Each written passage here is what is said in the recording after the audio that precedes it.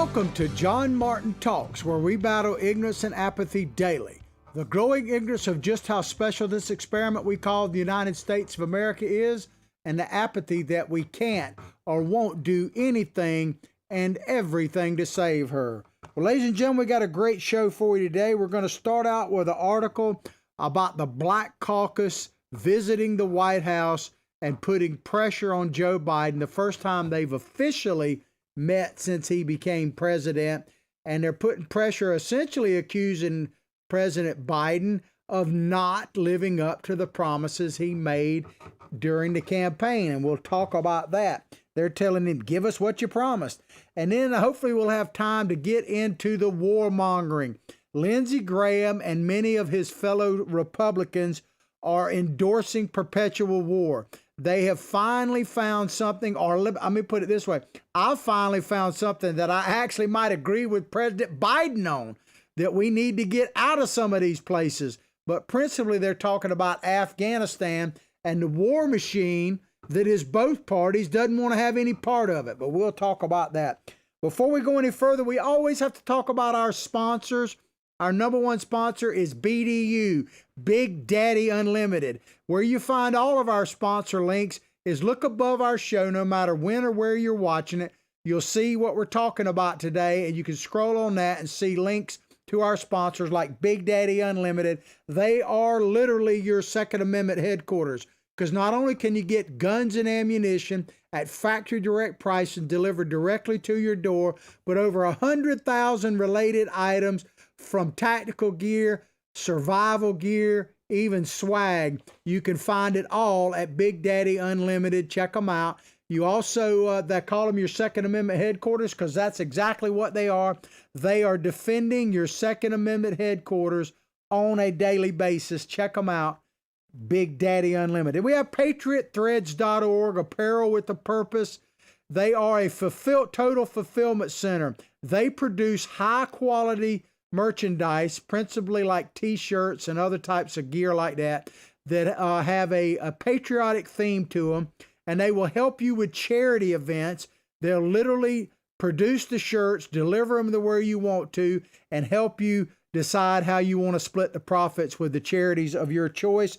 Remember the initials to our show, John Martin Talks, so JMT, for 20% off. Then Recoil TV, they have their own YouTube channel. They're all about the Second Amendment. They produce high quality videos about demonstrating the latest guns, ammunition, tactical gear, that type of stuff. They have their own YouTube channel, Recoil TV, and we have a channel within their channel, John Martin Talks does, and they archive our show, and we're grateful for that. Remember, we also have our own YouTube channel, spell it all the way out, John Martin Talks. We're now on Rumble, BitChute. We're still on Twitter and Facebook. We're determined to stay in the public square.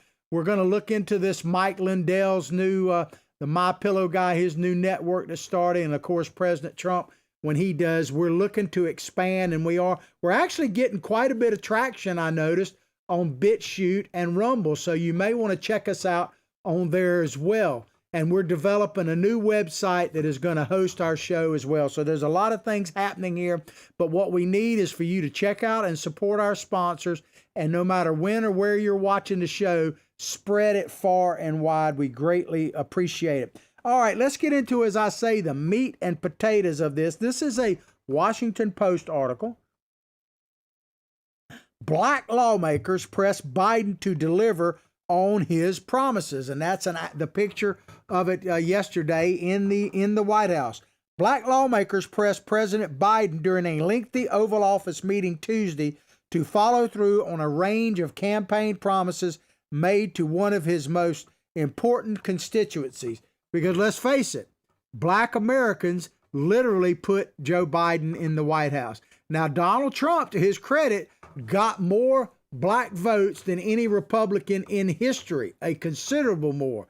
But you go, and we're going to talk about old Jimmy Clyburn here in a minute, but it was his endorsement of Biden leading into the South Carolina primary that literally and virtually resurrected Joe Biden. Because remember, Joe Biden has run for president multiple times. He's always been a lousy candidate, and he was a terrible candidate this time as well. Even leading up to the election on November 3rd, Joe Biden was one of the worst candidates, period.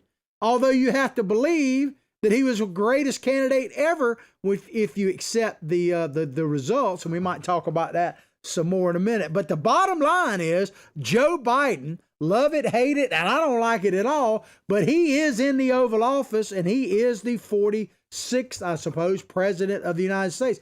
I don't like saying that, but it's just a fact. You just have to accept it, and we got to deal with it. And he's in there. But there's no mistaking that Joe Biden owes much of his win to, or his win of the nomination. Then after that, we could discuss it. But clearly, he won the Democratic nomination through the help of James Clyburn and African-American, especially African-American women. It's just a fact. It's just the way it is. But it said promises made to one of his most important constituencies, urging him, talking about Biden, to increase the diversity of his administration. It's all about the diversity of the administration. Boost funding to educational institutions that serve black students. President Trump actually did that. He made it guaranteed money going to black universities and colleges, but he gets no credit for that. Black students, and take significant action on police brutality. Now, James Clyburn is essentially, he's kind of channeling, I think, Joe Tex. And I mean no disrespect to Joe, the late, great Joe Tex. He was great. But you remember his first big hit was, I Gotcha. Give me what you promised me now. You know, I can't play the songs. I don't have the copyright. So I have to kind of ad lib it a little bit. But the Black Caucus is basically telling Joe Biden, we got you into the White House. Now you got to pony up, man. You got to deliver. That's what they're saying. But Clyburn, before we go any further, I got to play this video about Clyburn. This is an interview he did when he's talking about, because they mention in this article later about the economy under Biden needs to pay better attention. And they accuse Mr. Trump of not paying attention to the black community, which is a lie. Let's just put it out, and we'll get into more of that in a minute. But listen to James Clyburn, because he's basically the go-to guy for Joe Biden when it comes to African Americans. Listen to what he says about full employment for black Americans. Check it out. But as you've been seeing with Michael Bloomberg, he's been jumping in the polls on the heels of his very expensive, pricey ad buys, now likely to total $400 million by the end of next month, if you include $125 million slated for Super Tuesday ads. If he were the nominee, would you back him? Oh, I'm going to back whoever our nominee is. Absolutely. Even with the things he has said about African Americans, does that bother you? Well, not as much as what Trump has said about African Americans. Anytime that I go to the polls, I'm considering positives and negatives on all candidates. And I try to go with the one whose positives outweigh the negatives. Well, let's leave the words aside then, right, Congressman? Let's leave the words aside. Whether you like his style or not, or tweets or not, or comments or not, he's delivered the goods for a lot of African Americans, has he not, with record low unemployment levels for one group after another, mostly with African Americans. You don't think that's something that's constructive? No, because it's not true. What do you mean it's not true? I'm 78 years. Go ahead. I'm saying that the African American unemployment is not the lowest it's ever been, unless you count slavery. We were fully employed during slavery, so it all depends on how you measure this up. Think about that, ladies and gentlemen, what he is saying there. Neil Cavuto in that interview was pointing out accurately that love, and you don't have to necessarily give Donald Trump the credit. I think you should, but you don't have to give him the credit. Facts are facts. The black unemployment rate was at the lowest it has ever been, period. And black employment was virtually at the highest. Black home ownership under Donald Trump was up to 40%, I think it was. And black business ownership was up 400%. I may have those numbers flip-flop. But the numbers were so good under Trump that the first black billionaire, Bob Johnson, that founded BET, not hardly a conservative, actually came out and said that under Donald Trump, that the light, and he was talking about economic light, was getting into the dark areas that had never seen the light before. But you have James Clyburn saying, oh, it's not true that it was the highest it's ever been. It was the highest it's ever been under slavery. I mean, these people know no shame whatsoever. So they're basically, Clyburn is essentially saying that we had better unemployment when we were slaves. I mean, that's one way to take it. But he's mainly trying to find some way to bash Donald Trump. I'm telling you, black Americans in general, you have been lied to by both sides. There's no question about that. But the big lie is that the Democratic Party has actually done anything for black Americans. I can't name really anything they've done, because if you go down the list, all of the major accomplishments from the ending of slavery all the way down to voting rights and the first civil rights action was all done by Republicans. In some cases, 100% from Republicans and no Democrats, but in every case, the vast majority was from Republicans. It's just a fact. If you go back and look at the first, you talk about first. Everybody's always talking about, oh, the first to do this, the first to do that. Well, the first elected officials at every single level, all the way up to in Congress of black Americans, were 100% Republicans. 100% the first of everything. And it was that way leading up to when there was a big flip-flop and a lie. And I'm telling you now, black America, if you believe that the Democratic Party, as it's currently construed, and Joe Biden and his bunch, and I'll play some stuff from Joe in a few minutes, that if you believe that that is your answer, then you had better get woke, because the Democratic Party, the modern Democratic Party, and really the ancient one as well, has never done anything for black Americans except keep them trapped. Because right there you have James Clyburn literally saying that in some cases or in I guess every case, black America was better off economically under slavery than they were under Donald Trump. That's what he said. And this is a guy that is considered a leader in the black community. It's just shameful. Back to this article. In their first formal meeting since Biden took office, talking about the Black Caucus, the top leaders of the Congressional Black Caucus renewed their request that Biden name Shalonda Young, I know zero about her, so I'm not going to comment on her one way or another, a black woman to head the Office of Management and Budget. She may be 100% qualified. I'm not saying she's not. But I will say this. When you are picking people, because it doesn't sound like they're mentioning her based on anything other than her skin color. And that is what, if you go down what they're even talking about Supreme Court justice, we'll get to in a minute. Literally the Black Caucus that claims to be basically the leaders, the political leaders of black America, are saying that the only thing that matters is the color of someone's skin.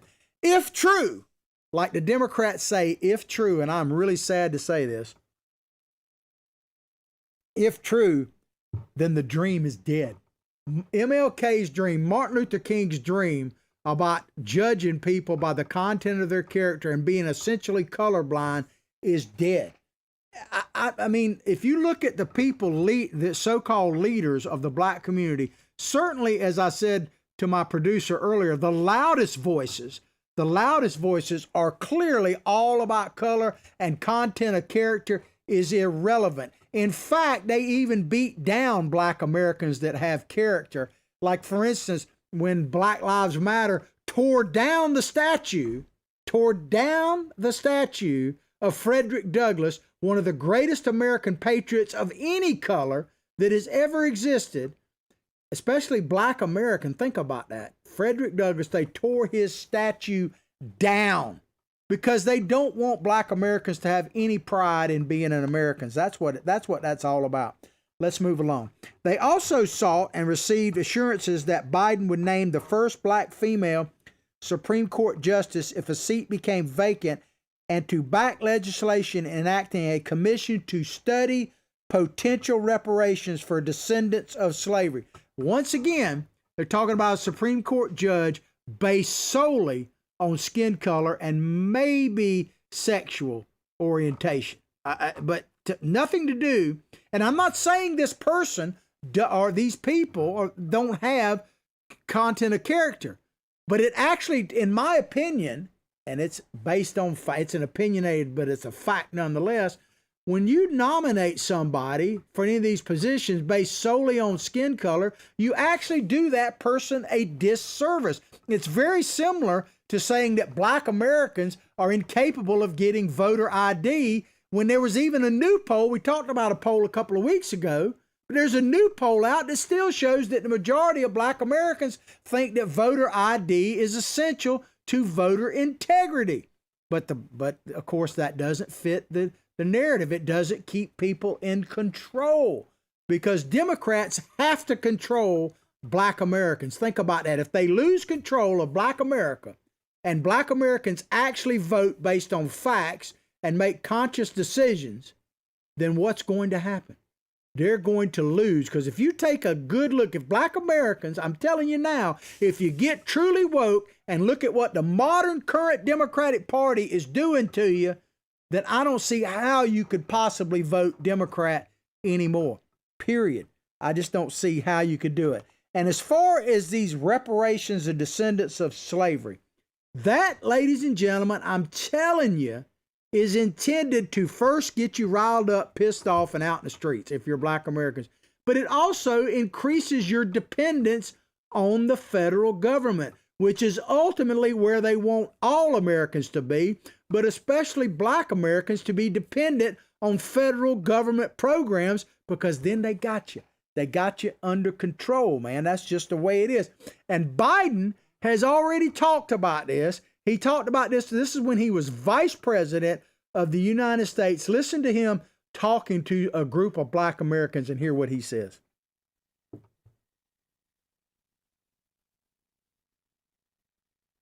The back in chain. Look at what they value and look at their budget and what they're proposing. Romney wants to he said in the first 100 days, he's going to let the big banks once again write their own rules. Unchain Wall Street. They're going to put you all back in chains. Back in chains. I mean, to me, if that is disrespectful to people. But let's just talk about the subject real quick. He's talking about Unchained Wall Street. He's talking about Mitt Romney. Well, who is Unchained Wall Street? It's the Democrats. That's who Wall Street gives their money. The big fat cat Wall Streeters don't line up to give money to people like Donald Trump and Mitt Romney. They gave money to Barack Obama, Hillary Clinton, and now Joe Biden. I mean, the Democratic Party, they claim they're the party of the poor, which if you know what that means, right? They need more poor folks. But they're actually the party of the billionaires, man. All of the elite billionaires give to the Democratic Party. What does that tell you? You think it's so they can uplift people and not put you back in chains, as Biden talked about? Biden has vowed to put equity at the center of his administration. Let me back up one thing. I got to get this off my chest.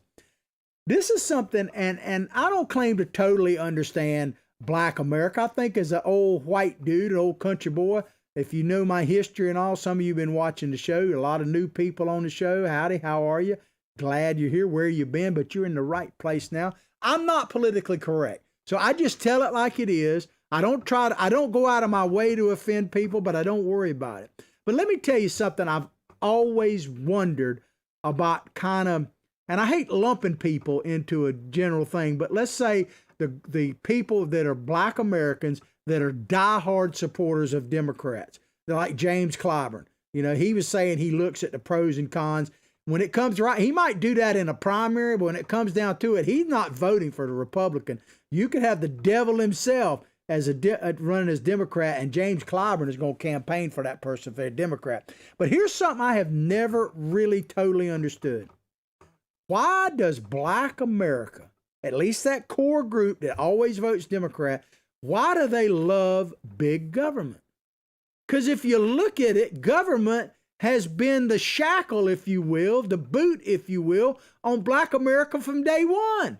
There wouldn't have been institutionalized slavery if it wasn't for government. It was the love it, hate it, or whatever. I'm a Southern boy, but the reality is the Confederacy that broke away from the Union was government, and they enslaved people. They went to war over keeping slaves, right? In a large part.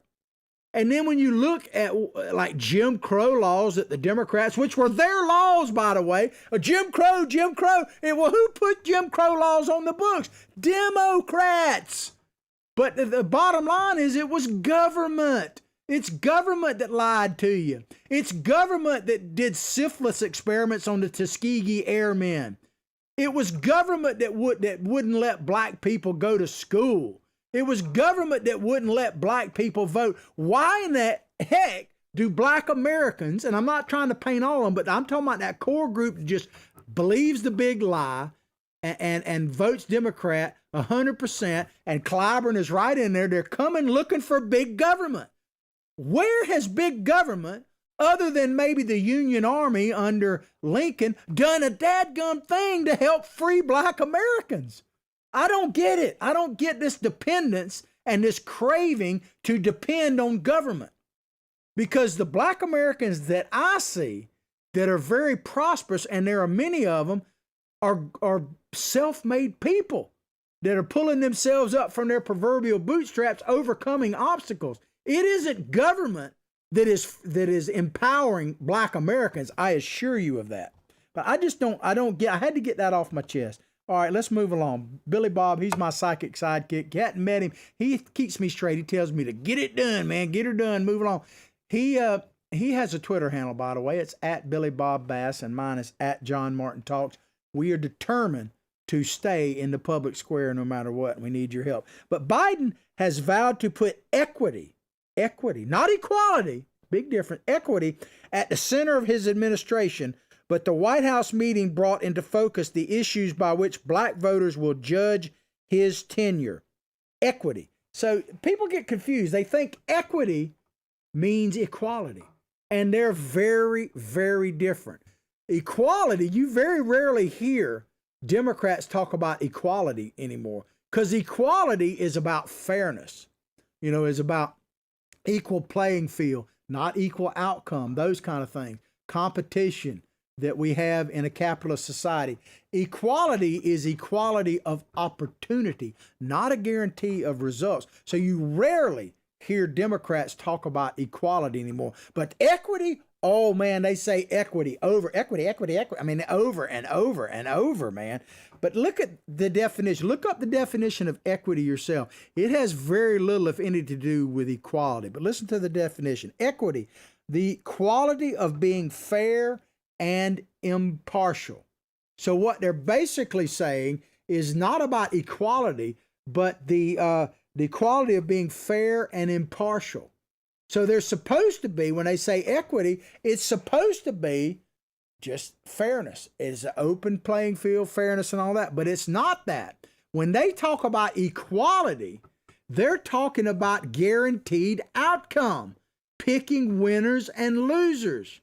I mean, they're already making payments now in various places, not based on reparations per se, some are, but they're making payments to people based on skin color. They're even doing health care, like the shots and stuff, and that kind of thing. And this Black Caucus talks about this a little bit later. Health care based on skin color, period. Has nothing to do with need. It's based on skin color. The definition that the Democrats use for equality, that which they don't talk about, and equity, they are far. Name me where the Democrats are of equity, even though they talk about it, of being fair and impartial. It's not even close. Black Democratic leaders are hoping they can influence the Biden administration after being largely shut out during the tenure of President Trump and seeing their communities experience outsized harm as a result of the coronavirus pandemic. Well, first of all, largely shut out during the tenure of President Trump. There's no other way to paint that. It's BS. It's a total lie.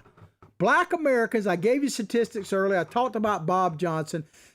And you don't have to necessarily give Trump the credit, but the facts are the facts. Black Americans, people of color, when it comes to the economy, Americans in general were doing better than they've done almost ever under Donald Trump. It's just a fact. And the pandemic, however you want to label it, came along and wiped a good portion, if not a lot of that out. But think about this. This never gets talked about. When we shut down, you could love it, hate it, say it was the right decision, any of that, wrong decision, all of that. It don't matter to me at this point. When we shut down the economy, think about where we would be if we didn't have the great economy going into that shutdown that we had under Trump. We coasted quite a bit through that, which you can only coast downhill, by the way. But Donald Trump's economy enabled us to actually shut down. I'm not even getting into what's right or wrong about that, but it enabled us to shut down over a period of time. We couldn't have shut down with the economy that Donald Trump inherited. We would be in a full-fledged depression right now, but he never gets credit for that aspect of it. But largely shut out Black America under Donald Trump, that is a flat lie. And as far as these communities experiencing outsized harm, well, I guess they're talking about the pandemic. Well, it wasn't because of lack of medical care and that kind of thing. If anything, it was about what they call them comorbidities. In other words, there were a lot of people in the Black community that had hypertension, asthma, heart disease, diabetes, that kind of thing. There was a higher prevalence in the Black community, which is why it hit harder there. It didn't hit harder Black people in Africa, if you look at that. So it had to do with comorbidities, and it's probably over dramatized, but I'm not trying to take away from that. But what really offends me about these statements here is that when you talk about the impact on Black communities, especially in our major cities, there's no, the harm that was done to Black communities was not from COVID. It was from Black Lives Matter and the Democratic Party and Antifa, the armed wing of the Democratic Party. I'm going to play you an encapsulated video. This is over this past summer, and this is showing scenes from predominantly Black neighborhoods in our major cities. You check this out and you tell me, after we watch this, what was worse, the pandemic or this?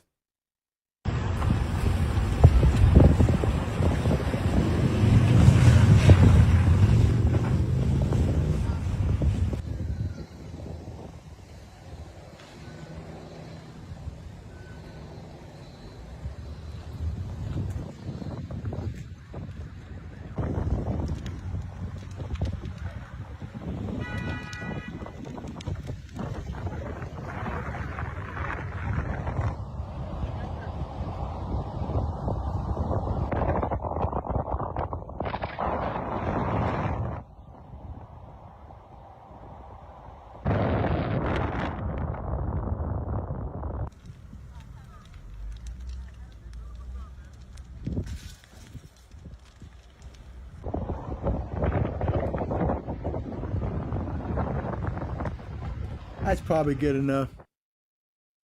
You know what really, when I watched this video now, I watched it this morning and I watched it again just now with you. You know, one of the things that stands out to me, which is really a couple of things, but one thing that stands out to me that I didn't pick up on when I first watched it is the casualness of people just walking by. I'm not saying they need to necessarily do anything, but they're just casually walking by like this is just part of an everyday stroll. Oh, there's a building burning, maybe go roast some marshmallows on. The things that we have accepted over the past year is just the casual nature of it. Not too much surprises me, but like talking about the pandemic, you know what surprised me the most about it was how quickly we were willing to just give it all up, how quickly we gave into the fear, gave away our constitutional rights without even a fight, without even really a debate. We just said, okay, sure, man, we'll lock ourselves away. We won't go to church anymore. Okay, well, we keep the liquor stores open. There's a connection between keeping the liquor stores and the pot shops open and closing down the churches. Let me tell you, there is a direct correlation to that. If I have to explain it to you, well, maybe let me know on Facebook. Chime in on Facebook, YouTube, make comments. If you need me to explain what the correlation is, I will. But I'm going to let that hang out there and let you figure it out. But the casual nature of how people just accept it, the city burned down, ain't no big deal. And then the other thing is, a good chunk of those businesses were black-owned businesses, mom and pop businesses that had been, their dreams destroyed. And then and I'm not saying it was just black Americans. There were white activists in there leading the charge. They took advantage of black people, to be honest with you, Antifa, that bunch. But then even if they're not black-owned businesses, they're places where predominantly black neighborhoods where people go to shop. Where are people going to get their groceries now? If you burn the grocery down, the pharmacy and the auto parts place down. For God's sakes, they went in and attacked a Dollar Tree. How much you going to loot out of a Dollar Tree last night up there in that Brooklyn area outside of Minneapolis, I think it is, where they're having riots right now. And and Black Lives Matter bunch actually went in and raided a Foot Locker when Foot Locker gave Black Lives Matter several $1 million in donations. It just don't buy as much as it used to, right?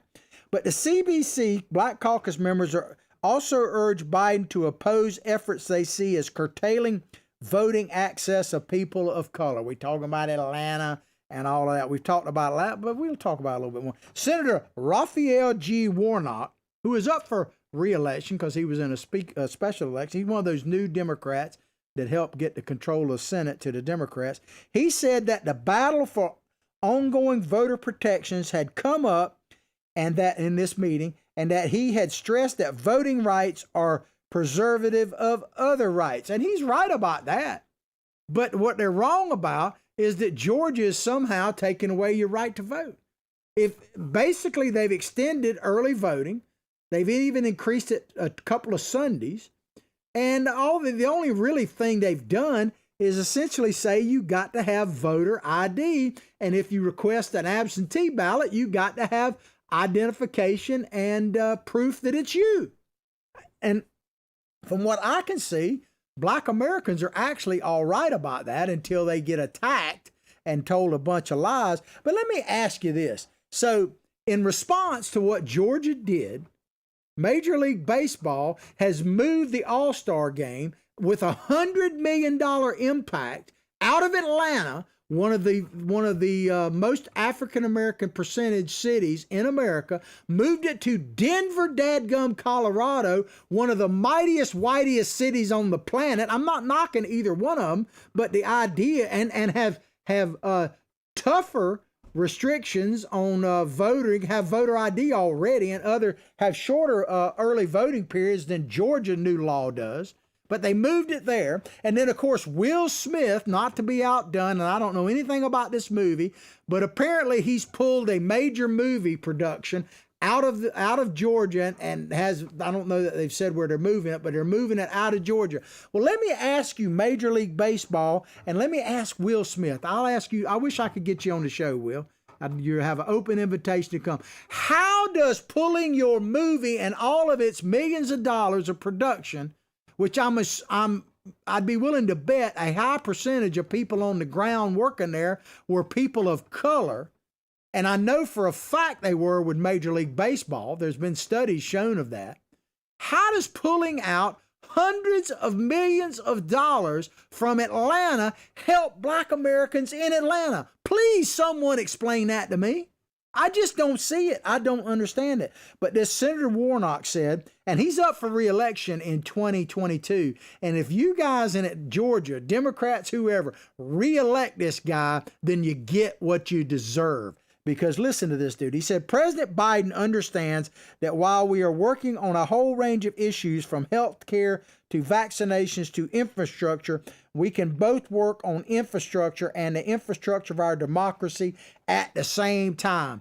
Well, people who are closest to you, and I usually don't get into domestic disputes because they can be kind of crazy, but at least it deserves some coverage. And the only place I've seen this next video played is on Tucker Carlson's show and on my show. I'm sure, but you don't see it on CNN. You don't see it on MSNBC or any of the major news networks to the left. But this is the wife, and she's still married to this dude, as I understand it, the wife of Warnock.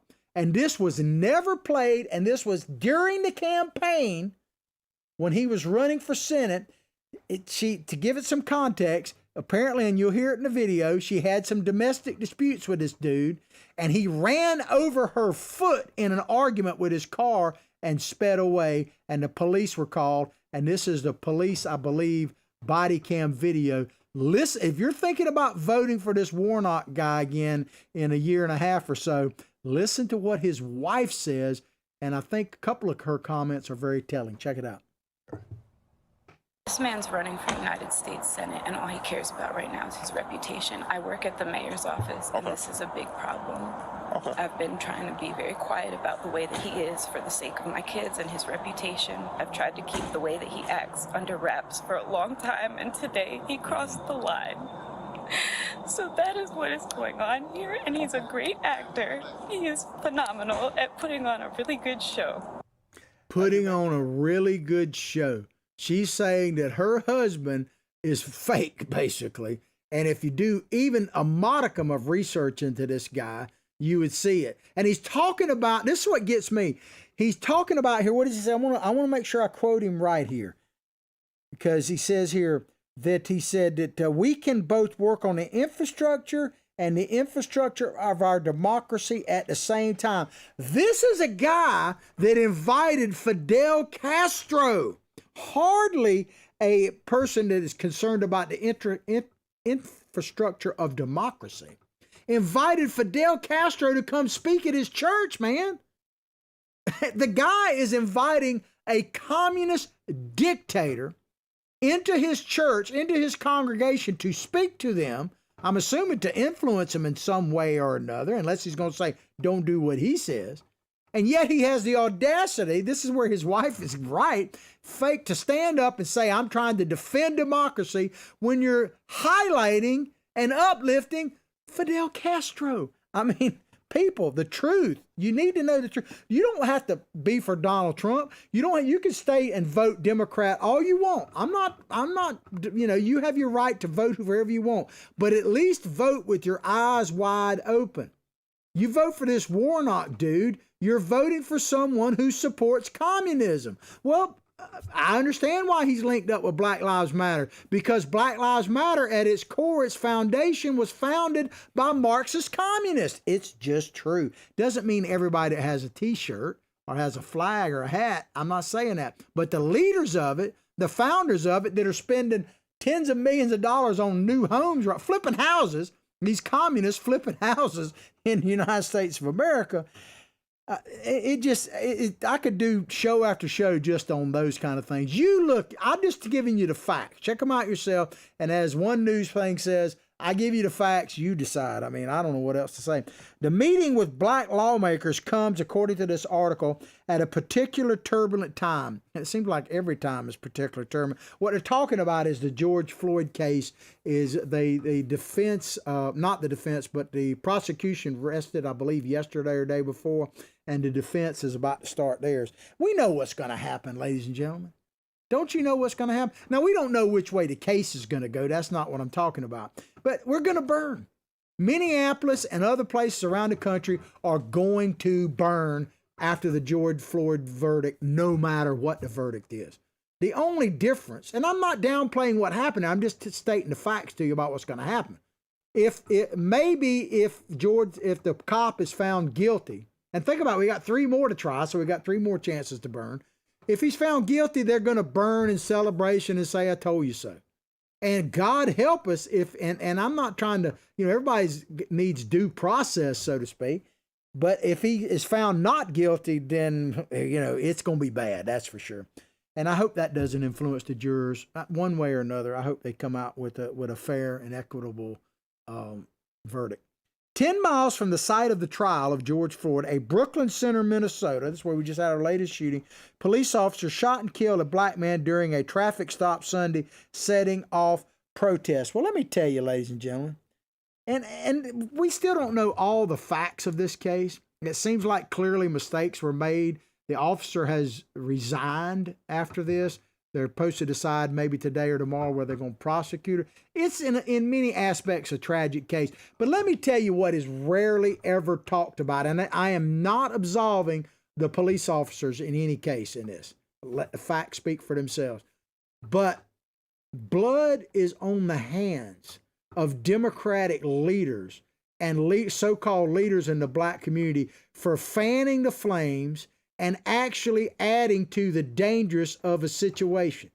Because now, young black men especially have been conditioned that they are being hunted by police and that they should therefore fear for their lives and run. Remember what happened up in Atlanta at that Wendy's, where the guy literally passed out intoxicated and on drugs in the drive-through line and the cops came. They had the situation under control. He was cooperating. They had him almost cuffed. And all of a sudden, he just ran. And they ran and they ended up shooting the guy, right?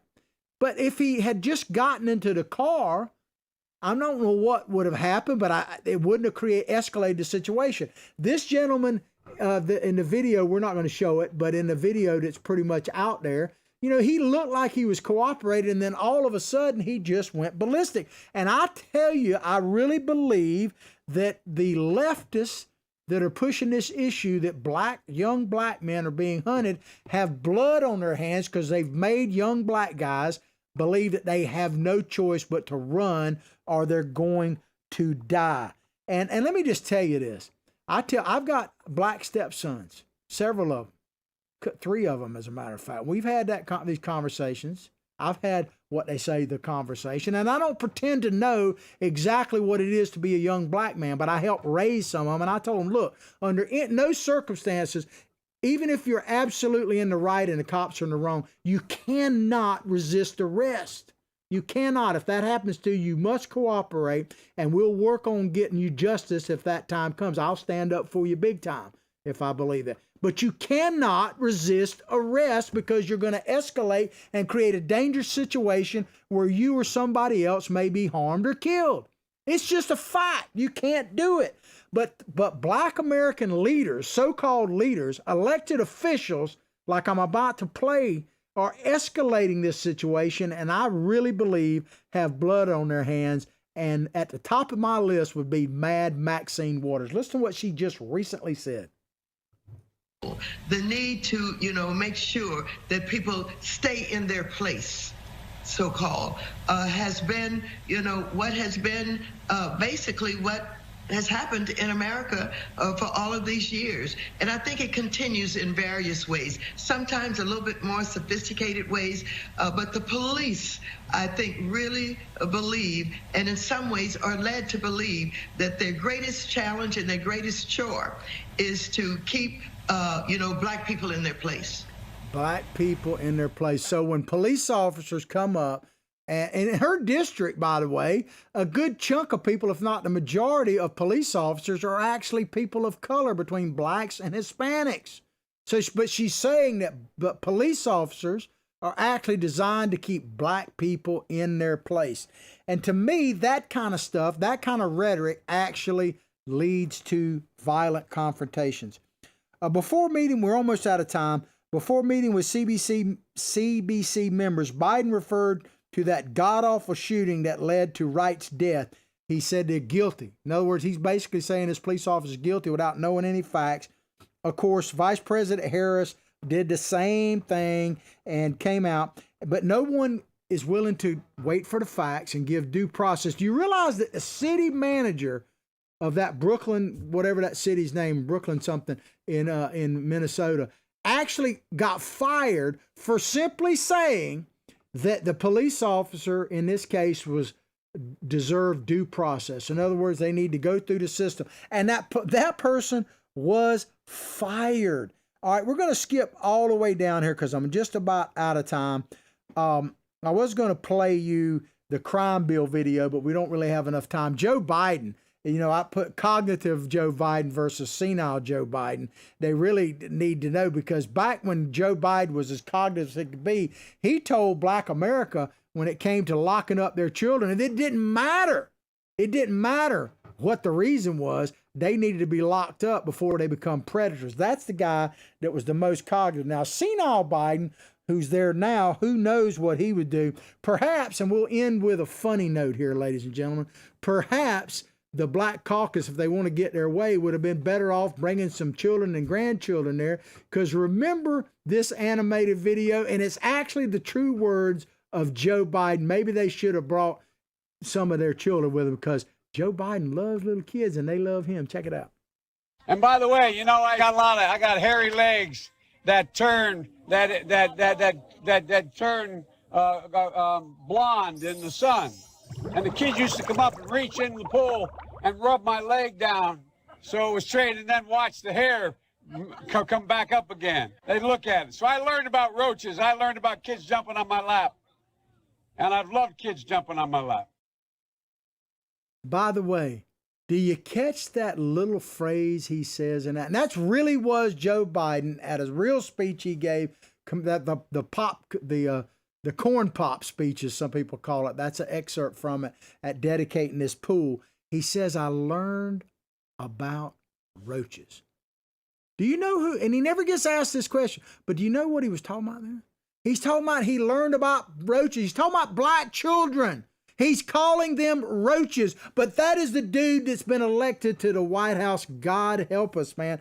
That's why I try to, you better just get woke out there. I don't care what your color your skin is. We need to get back to Dr. King's dream about the content of character. His dream is dying if it's not already dead. That's why I battle ignorance and apathy here on a daily basis, to try to get the truth out there so you can at least know what you're doing when you go into the voting booth. Because Thomas Jefferson told us plain and simple, one of our founding fathers, that if you want to be both ignorant and free, we're talking about freedom, right? If you want to be both ignorant and free, you're asking what never was and never will be. You can't be both ignorant and free. So that's part of my job here, is to straighten all that out for you. Hope you've enjoyed the show as much as I enjoyed bringing it to you. Please go directly to our various media sites, like it, share it, subscribe to it, and get the word out there. Support our sponsors. I'll pray for your family. You pray for mine. Man, we got to pray for this nation, because she deserves it and really needs it right now more than ever. But above all else, like I say each and every day, from my heart, from my family to yours, have a blessed day.